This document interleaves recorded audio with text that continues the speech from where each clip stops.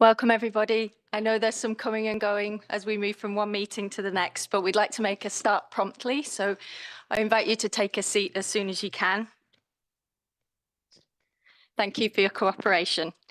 My name's Ellen Graham. I'm the coordinator of the Global Alliance for the Rights of Older People, or GARIP, as we are also known.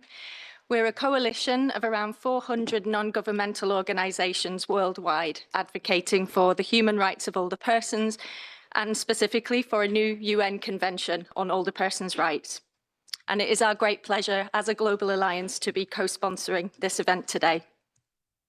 So first of all, I'd just like to make you aware that we have been asked kindly not to take photos and videos in the room. We have a designated photographer who'll be taking care of that.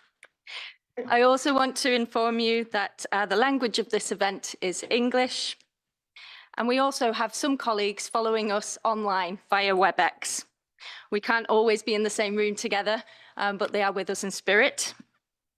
And I also want to inform you that there are going to be some sandwiches made available outside the room immediately following our event. So please do join us there for a sandwich and some further discussions afterwards as well. So first of all, we will move to opening remarks. And it is my great pleasure to welcome His Excellency Mr. Hector Virgilio Alcantara, the Ambassador of the Dominican Republic to the United Nations Office in Geneva. Thank you very much for being with us, Ambassador, for your leadership and for your support with this event and on this important topic of rights. And the floor is yours. Thank you. Thank you. Distinguished panelists, distinguished participants. When a part of our body suffers a fracture or inflammation, a burn, or a severe bruise, it becomes logically very vulnerable. And it is notable that we frequently injure ourselves through accidental friction. It is an occurrence that we Dominicans justify with a famous saying. We say, everything affects the injured finger. The same goes for older persons. Only because of their age, they become vulnerable. And everything affects them. They are affected by discrimination, affected by systematic violence and abuse, affected by neglect, and affected by disrespect for their autonomy or self-determination. This event is precisely about one of these conditions, the issue of legal capacity in old age, a topic of many facets, which involve understanding the ability for older adults to make decisions and manage their own affairs.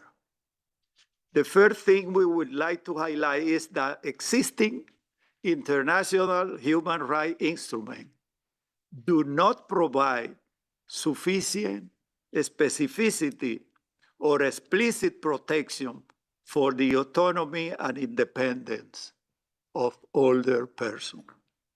The problem is that although general human rights provisions apply universally, there is no an instrument focused on the specific rights and challenges faced by older persons.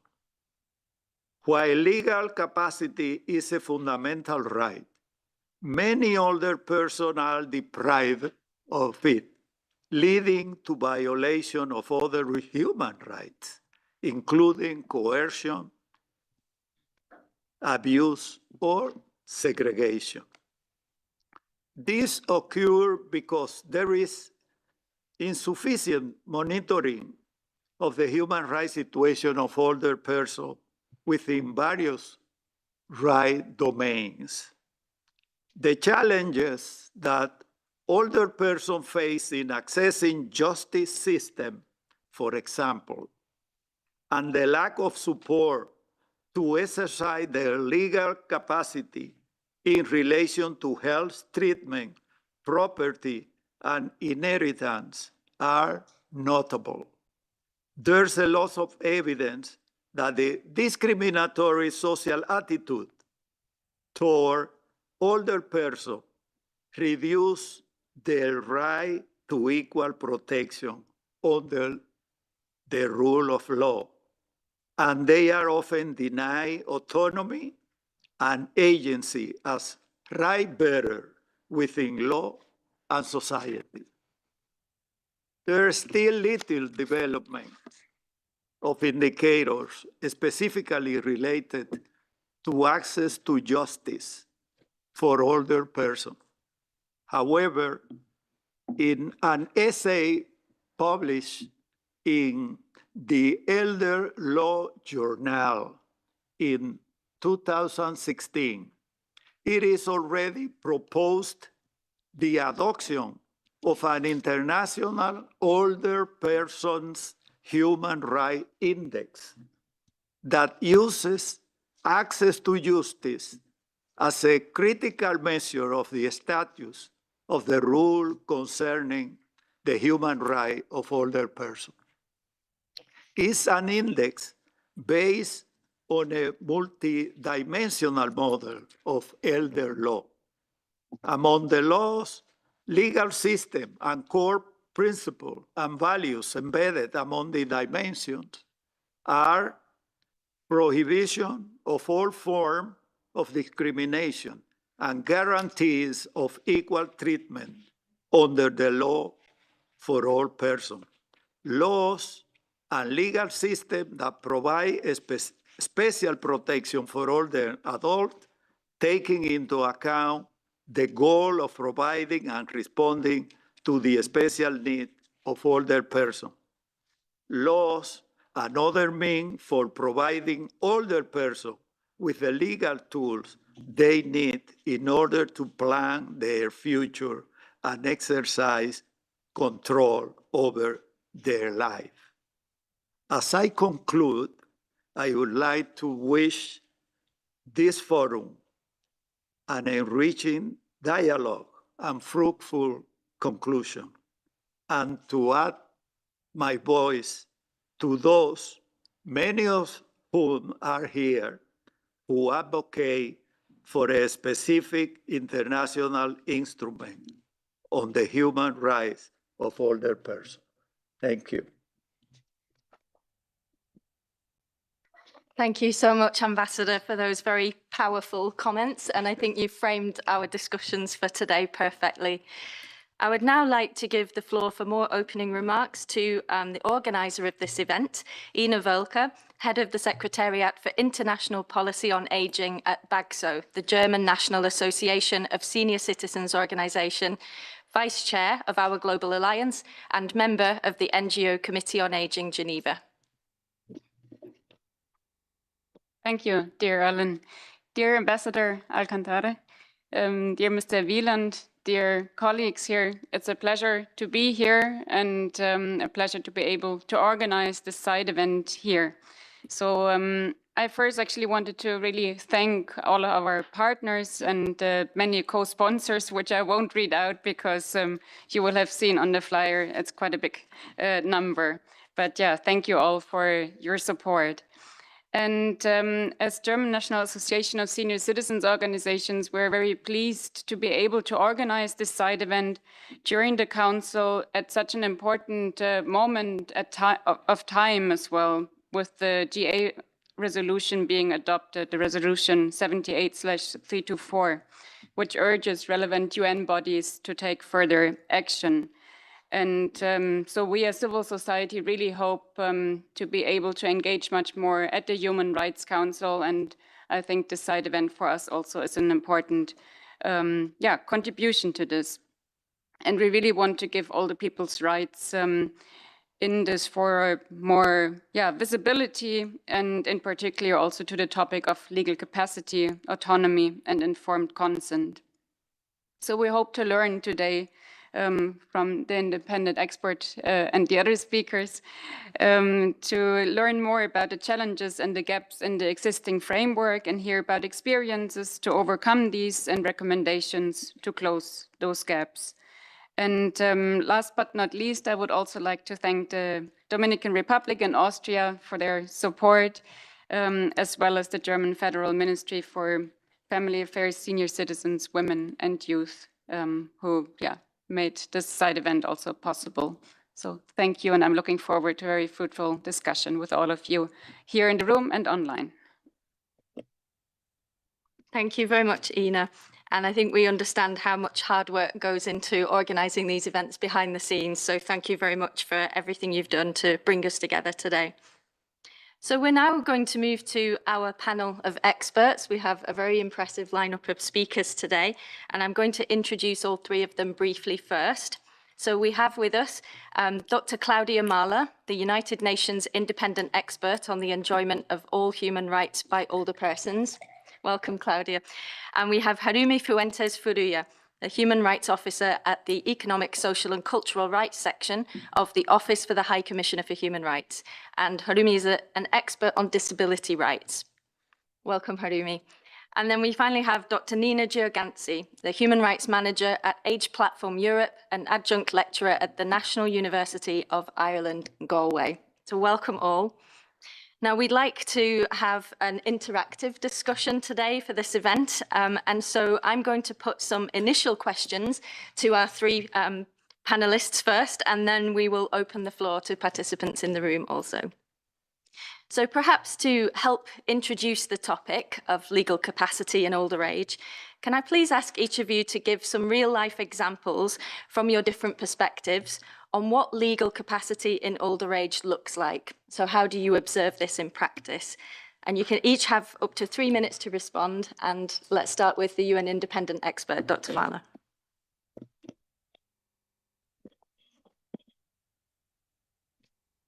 Okay. Thank you so much, Ellen, and thanks of all. Let me thank the BAGSO also for making this side event a reality. From my perspective, what I always come across is that older persons are treated as if they are no longer rights holders, which is one of the major issues that others think they need to protect them because they don't know exactly what they want and what is out there. And this is also quite compelling, I would say, in my report, where I also come back to this major issue of ageism, which is, from my perspective, the root cause, which we find always that this is why most of the member states, but also other actors, are easily giving away the legal capacity of older people. And this needs to be tackled quite clearly. I just stop here and give the others also the floor because I think we want to have it interactive. Thank you, Ellen. And Harumi, would you like to go next with the same question? Thank you.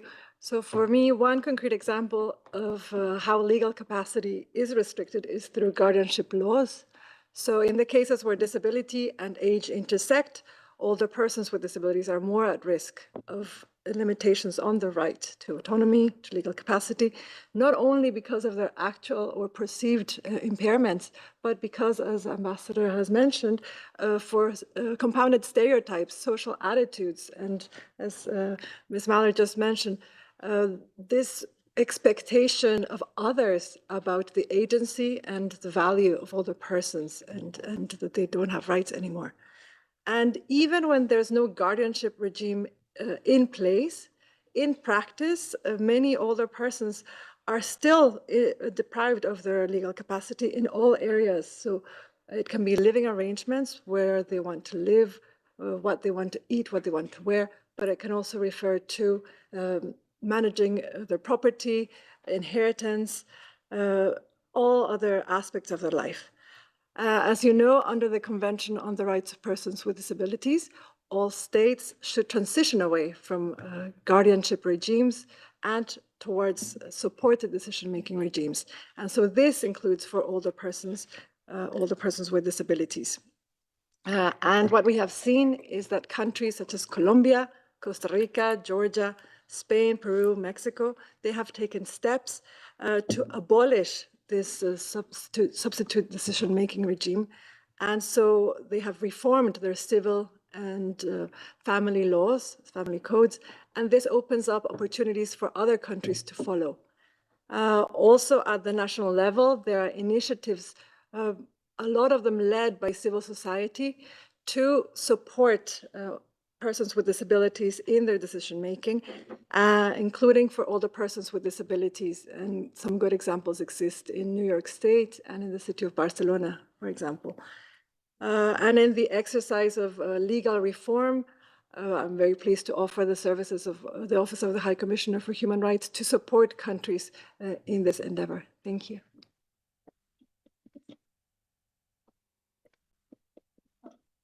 So the right to legal capacity is a central right for all humans.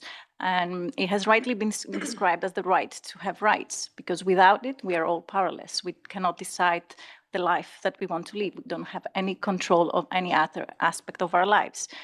We cannot decide how to spend our money, how to engage in contracts, who we spend our lives with. So it is a very, very central life, and it's particularly affected in older age as we grow older due to ageism, as it has been described also by the independent expert report. Harumi mentioned different forms, also formal restrictions of legal capacity, in particular guardianship. But what we see in everyday life of older persons is really the seemingly little but everyday ways and practices that are rooted in ageism, in which in practice restrict older people's capacity to decide about their lives, to have control over their lives. And this can be anything from having the right to make decisions about meals, the preferences that you might have. Sometimes, of course, it can go as up to whether you enter an institution or not. But even if you are, for example, admitted in a residential service, that doesn't mean that there is ongoing consent about how this care is being provided. So there are many ways, and these sometimes are not necessarily intentional or deliberate attempts to restrict capacity. Sometimes they're even well-intentioned. But the issue is that, no, it is, because sometimes it's just family, where it's just taking over the affairs of older people, not because they want to deprive older persons of their autonomy, but because they feel like they know better, because they feel like they can support the older person, but without giving them a support, but actually depriving them of the right to take control of their lives. So this is actually crucial because so much culturally ingrained in our societies. So we tend to normalize it in the family, in the community, or in residential settings. Thank you to all of you for those responses. I think that's really helped to set the scene a little bit. And I'm now going to ask each of you a different question to perhaps elaborate a little bit more. So I'll start again with Dr. Mahler, independent expert. You've just presented your new report on legal capacity in older age to the Human Rights Council. But I wanted to ask for you, what are the most compelling findings of this report? If you could maybe highlight one or two key points. Thank you. Thank you, Ellen. Please allow me to also add something more to the first question, because I think a crucial aspect is also how the information is given also.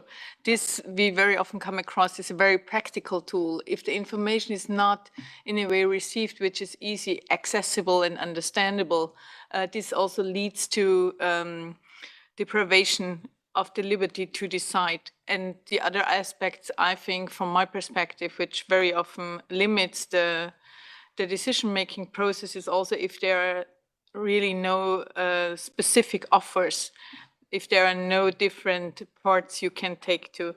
But thanks so much, and I'm coming back to the findings of my report. I would like to underscore also the pressing need to safeguard the legal capacity of older persons. This was one of the major issues, and also to ensuring that autonomy and consent are fully respected. As we just heard, on a regular practical level, this is very often not indicated, and the denial of legal capacity find its roots goes, as I also said before, in existence and prevalence of prejudice assumption based on age in our society, which is the most ageist approach. So this ageism becomes evident when it comes to policies and laws, on the one hand with the age limits and also with the fewer opportunities with increased age. I think one of the striking outcomes is always that we are still having this narrative of decline when it comes to older people. So older persons are always seen as weak and vulnerable, and this was also reflected by Harumi and Nina in their first answers, and I think this is something where we need to work on. Another aspect I would like to highlight is the intersectional part. We very often see that older women may lack more legal capacity in this regard, that they don't get the autonomy to decide. And this is also quite striking in many different also cultural aspects. Their legal capacity is then deferred to lawyers or family members without their consent. They are very often really not asked, and the same is also due for people with disabilities in older age. And from my perspective, the denial of older persons their legal capacity is a violation of human rights. And I think this also needs to be a quite clear message for all the member states that this is something where we need to work on. Although I also should add that there are a couple of good examples already out there, as well as the national and as on the regional level, but we are still not there where we want to see it. And there are a lot of gaps, and we can learn from CRPD and we can adapt, but we still need to close these kind of gaps. Thank you.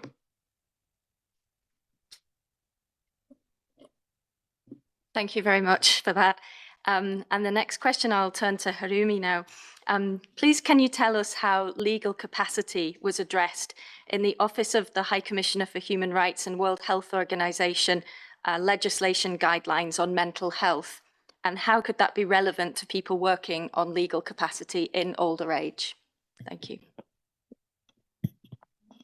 So last year, ahead of the World Mental Health Day, the Office of the High Commissioner and WHO launched these mental health, human rights, and legislation guidance to help all those countries that are thinking of or considering reforming their mental health related laws.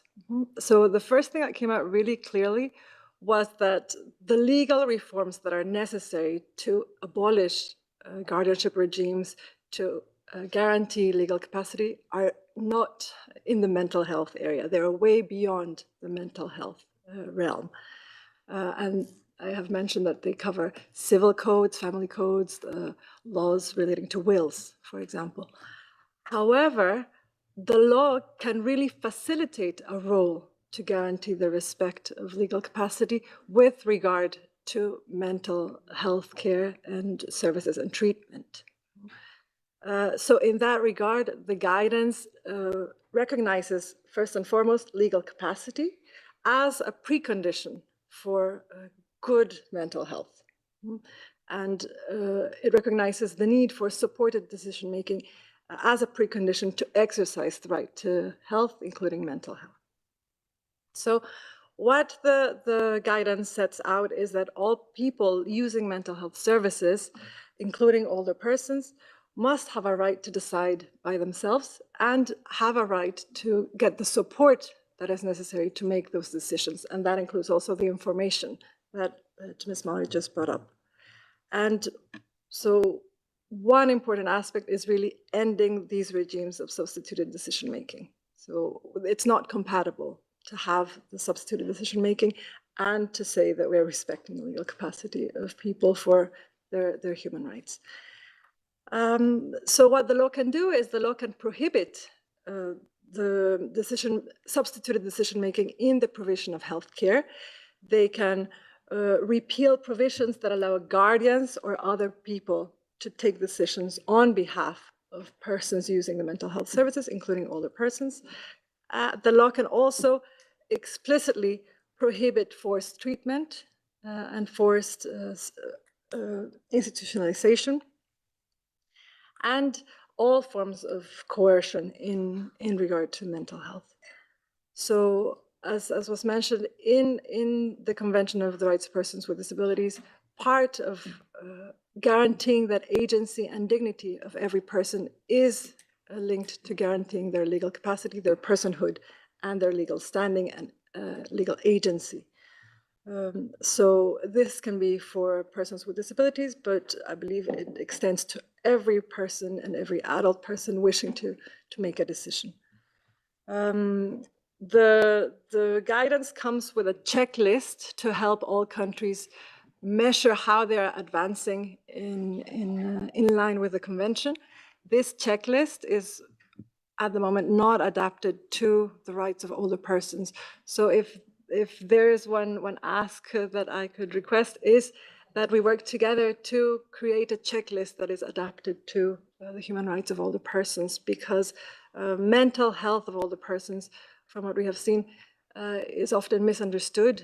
It's not about mental health, but it's often about, it's misunderstood as being about Alzheimer's, for example. So how to make it clear that what we're talking about with regard to the human rights of older persons, their lack of geriatric care, that is also impacting their mental health. Thank you. Thank you very much for that explanation, Harumi. And I'd like to go to Nina again now. We have been hearing about the gaps in the protection of legal capacity of older persons. Could you elaborate a little on this, perhaps with a particular focus on Europe, but also in the international framework? Thank you. There are different ways to look at gaps. And of course, in Claudia's report and in interactive dialogue today, we have looked at how the Convention on the Rights of Persons with Disabilities is an entry point to address some of these issues in older age.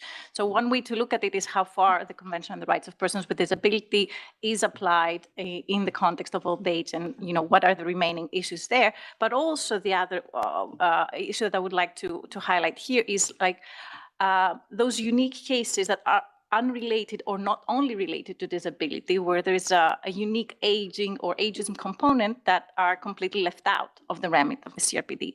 So when we look at the first part, which is how the Convention on the Rights of Persons with Disability is applied in old age or not, there are obvious gaps. The independent expert has highlighted some of them. A past report of the Special Rapporteur on the Rights of Persons with Disabilities has also highlighted the fact that older persons with disabilities, older persons with disabilities are more likely to be deprived of legal capacity, to suffer from forced sterilization, forced treatment, and so on. At European level, the European Disability Forum has just published a report on the right to legal capacity for persons with disabilities, and they have highlighted that in the EU, the vast majority of countries still allow for the deprivation of legal capacity. So only 6 EU countries have nearly abolished guardianship and other forms of full deprivation. 12 countries still allow, and 9 are in between. So trying to make some progress, but not there yet. So there are gaps in practice and in implementation. But importantly for this discussion, I think, is to look at the fact that the CRPD only does and can only do part of the job. Why? Because it was not drafted with the consciousness of ageism, so it cannot address those, both the intersection of age and ageism with disability, ableism, those related issues, but also just some of the unique issues that are sometimes even unrelated to disability. So what happens there? When is age, let's say, an entry point for deprivation of legal capacity, be it in a formal or an informal way? So there is some evidence, for example, that sometimes older persons do not have necessarily a cognitive disability that would impact their capacity to make decisions, but they may have some visual or auditory, let's say, functional limitation. So that might affect their ability to understand and reply to questions. But yet this is too often seen as a form of being unable to take decisions for themselves. But with the adequate support, they would be able to do so, and with the adequate assessment. Sometimes also older people are assessed of being unable to take decisions just because the decision that they take seems to be harmful or irrational or out of the norm or outside what they would normally decide or what they have decided in their past life. So too often we tend to kind of put them into a situation where, you know, since you do not want to go into a nursing home, which is obviously the right decision for you, then you're obviously not in a position to decide for yourself.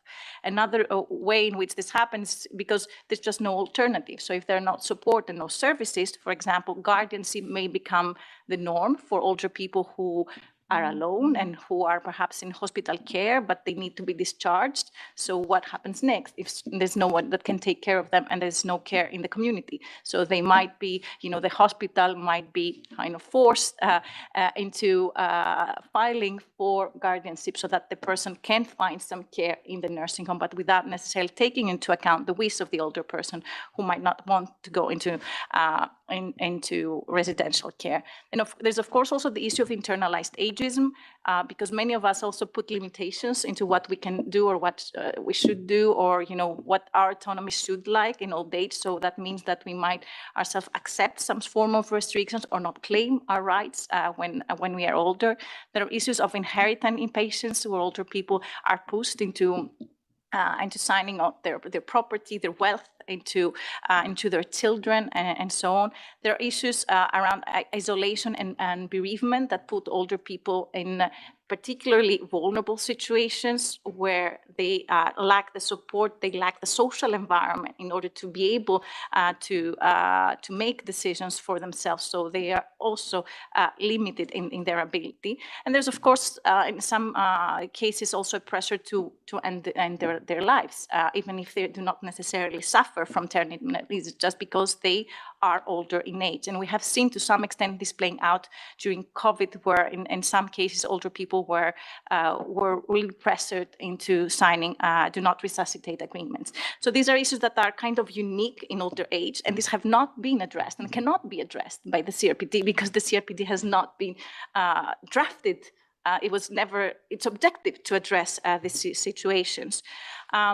So it would be a real added value to expand the level of protection. Now, another issue is that when we talk about legal capacity in the CRPD, and for other experts here, correct me if I'm wrong, we're talking about formal legal capacity. So those formal legal restrictions, just as guardianship. So for the time being, there is no adequate protection even for persons with disability when it comes to restrictions to legal agency. So there would be a lot of room for a new instrument to cover and to extend protection for those informal everyday practices that to some extent, you know, we talked about not having a say over the meals and the preferences about your care, but sometimes this can, on the other end of the spectrum, be also about accepting over medicalization or sedation within a care setting.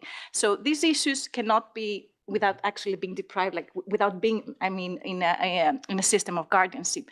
So these issues cannot be addressed adequately through the system, and actually there would be an added value for the existing system to have that protection when it came to older persons in old age, because they can be, then the implementation of other instruments can be informed and guided through this instrument. So I think, just to sum up, what I think comes really strongly out of Claudia's report and from this discussion is that age cannot and should not be a ground for restriction in old age. And this does not exist currently as a norm in human rights law. Thank you so much to all of our panelists for their responses. And I'd now like to open the floor for comments and questions in the room. I'd just ask if you can please keep your comment or question brief so that we make time for as many people as want to speak. And do introduce yourself, and please specify if your question is for one particular panelist or for the whole panel.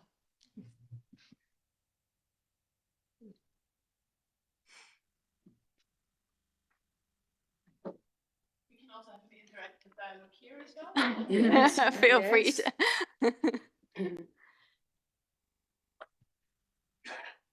Is anybody willing to go first and break the ice? Mexico, please, the floor is yours. Thank you.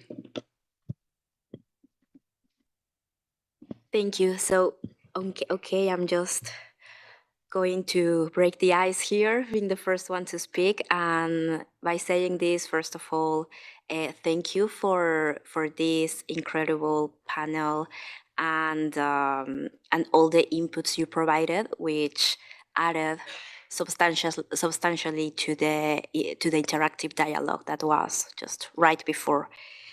And I have two questions. I'm going to say them very quickly. The first one is, which mechanisms can you all recommend to prevent and to address abuses and violations that happen within the care and support system when it comes to the decision making? Because what we are seeing right here is that the violence, ageism, is normalized. And that is a huge problem because, as the independent expert was mentioning, we have this narrative that as you grow older, your rights disappear. So what can states do in order to ensure these protection mechanisms so that the rights aren't violated, but already within the system within the care and support systems? And my second question is related. We talk about this normalization of violence, and that requires a change of mindset, a change of structure, and it takes a lot of time to achieve that. But which strategies do you recommend or we can implement now as states to change these cultural norms that limit the autonomy of older persons? Thank you very much. And I'll take another question before we come back to the panel, if that's okay. I think I see the United States. Please. Yeah, it's along the same lines. If there's any specific national legislation that you think is a good model to look at when thinking about potential international instruments, I'd love to hear about that as well. Thank you. Thank you very much. And so I'll come back to the panel and perhaps we'll go in a different order this time with the responses. So can I invite Harumi to perhaps respond to those questions first? I'll start with a question on awareness raising and changing stigma. I do think that the paradigm shift of the Convention on the Rights of Disabilities was a success, and it has really helped to change how we view persons with disabilities as persons with rights. But I also agree with the panelists here that we should not be looking at this convention only. We should look at all the groups that have managed to trigger change and that have managed to trigger this awareness raising and change the way we view LGBTIQ individuals, all gender-related issues, women, children as well. So all these different groups have managed to change society's perceptions of these groups as groups with rights, individuals with rights. So I think it's really important that we take this into account. And then for the prevention of violence and abuse, it relates to awareness raising and building capacity. I think it also relates to preventing isolation of older persons. So maintaining social and family networks, maintaining respite services or developing respite services, and awareness raising and capacity building of the services in the community that older persons require. So yes, in some cases it will be hospital staff or nursing staff, but it could also be neighbors, friends, the whole community that detects a situation. So it's really about investing in that network of support people for older persons. Thank you. Thank you. And I'd like to give the floor to Nina next. Thanks.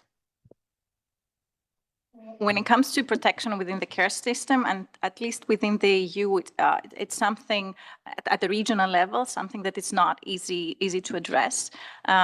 This is an area that is very much unregulated, and even where we have some soft standards within the Council of Europe, for instance, these do to some extent at least retain some of the past models, the medical models, even if at the same time there are attempts to go beyond that. So we're still in the situation where we understand the need for care to become more human-centered, person-centered, human rights-based, but at the same time, a lot of the systems are remain the same. Just to give you one example, at the regional level, we have the strategy of the rights of persons with disability, which talks about the right of persons with disabilities to live in the community on an equal basis with others.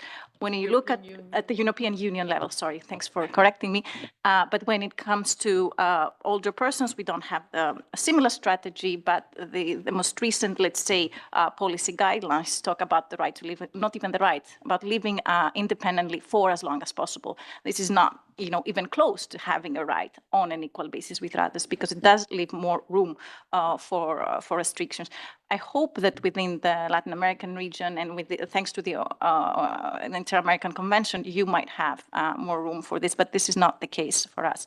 And when you talked about violence and abuse, another thing that I'm thinking about, and again, there are many good practice examples in terms of moving towards more rights space, but these are often marginal improvements. So they're about improving existing systems and not transforming the systems, which I think is necessary if we're really to move towards approaches that value older persons and celebrate them as truly equal. So they're still very much on this maintenance model. So you might still have opportunities to have a preference, say about your everyday life, but this might be about in the nursing home, so not necessarily having opportunities to participate fully in society, to leave the nursing home, to participate in elections, do things that people in their normal life would have, and that would they consider part of living a full and fulfilled life. So we're far away from that. And when it comes to good practices in terms of reforms from legal capacity, I would advise to go and see the legislation from Ireland, which at least at the European Union level is considered a good practice, and also the other 5 countries from the EU that are going in the direction, but I can share the report afterwards. Thank you, Nina. And finally, we go to the UN independent expert, Dr. Mahler, for your final response. Thank you. Thank you so much. Maybe I just add a couple of practical observations I saw during my country missions. So very often the people intend to do their best, but they are totally neglecting the privacy of the people. If there are any options, they are not offered any options. So they're just taking over very often. It's exactly what you mentioned before. So I might also like to refer you to my report on ageism again, where I also spell out quite clearly that this is not really taken into consideration in the structure, in the laws, in the policies. And it's also not part of the education, which also means it's totally embedded in the system, this kind of ageism. And I fully agree that we just not try to fix the system, we need to change the system in a way. So that's what I always come across when I'm also going into countries. And another aspect I really want to bring to your attention, that all the persons' human rights issues are more or less never part of the development cooperation. This means there are no funds to set up good systems, and very often I see copying the mistakes of other states because there are no good systems out there. So I really would like to urge also member states to check exactly how they deal with this kind of system, that we don't duplicate the failures we already see. In regard of law, I also would have come back to Ireland, but I would also like to mention the National Code of Mexico as well, and Costa Rica improved the system, as well as Cuba and Austria also find some additional safeguarding aspects in their law. There are a couple of good ideas. Also, maybe let me also highlight the personal ombudsman in Sweden, which is also to support all the persons with cognitive impairments. But these are really not pretty many examples. So on the regular basis, it's guardianship law, which is in place, even though most of the countries are part of CRPD and never change this kind of issues. Very often I also see that there are different laws for persons with disabilities and older people. So this is also something we need to tackle, that if we are arguing that we have the same rights, then this also needs to be addressed in laws which have the same level of protection. Thank you. Thank you so much for that, Dr. Mahler, and thank you to all our panelists for sharing your insights and your expertise. And thank you once again to His Excellency Ambassador Alcantara for your comments earlier as well. We are running out of time, so we're going to move now to closing remarks. And it is my pleasure to invite the Deputy Permanent Representative of Austria to the UN in Geneva, Mr. Christoph Wieland, to take the floor. Thank you. Thank you, Madam Moderator, and I would also join others in thanking the organizers and all the panelists for their valuable contributions. I think we had a very broad discussion today, highlighting the different aspects of various stakeholders. For me, I noted with much interest that well, there are gaps, as, for example, Dr. Georganzi mentioned, that sort of simple aging is not covered by the CRPD. I also noted that education and communication, as Dr. Mahler mentioned, are very important aspects. So I think it's a very broad and intersecting discussion we are leading on this topic, including mental health issues on WHO.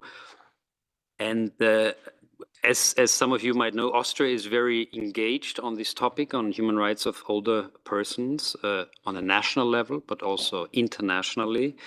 And as you, Madam Independent Expert, mentioned in your report, the legal capacity rights of older persons, they are much more likely to be respected if older persons and their advocates are integrated and represented in the decision-making process of policies and legal frameworks. And thank you for mentioning Austria, by the way, also as one of those countries who are probably among those countries who try to adequately implement the CRPD. But in Austria, we have an Adult Protection Act, which actually implements this supported decision-making with organizations representing older persons in the process of developing legal standards. We also try to promote human rights for older persons on the international level, actively in the Human Rights Council here in Geneva, but we have also been actively engaged in New York in the open-ended working group on aging. And some of you might know that last year in November, December, we also had the second international conference of human rights of older persons in Vienna, with various ministers from different regions attending. There were a lot of topics discussed, rights, challenges, solutions, with the final declaration of this conference. And last but not least, I would also like to mention that your mandate has the 10th anniversary. And I think this is a little bit of a reminder that there is sufficient progress, but still there is some work to do. And as we have heard today, there are a few gaps which we can still work on, and especially since the open-ended working group on aging in New York has been closed by a GA decision. And the recommendations of this working group, they clearly identify these gaps. So there is work to be done in the coming years ahead, and we should not lose momentum. From our side, from Austria's side, I can promise you that we will continue to be an active partner in New York, but also trying to support the efforts of the core group to involve other UN bodies, like the Human Rights Council in Geneva. And yes, we will remain a strong supporter of your mandate and the human rights of older persons. I thank you.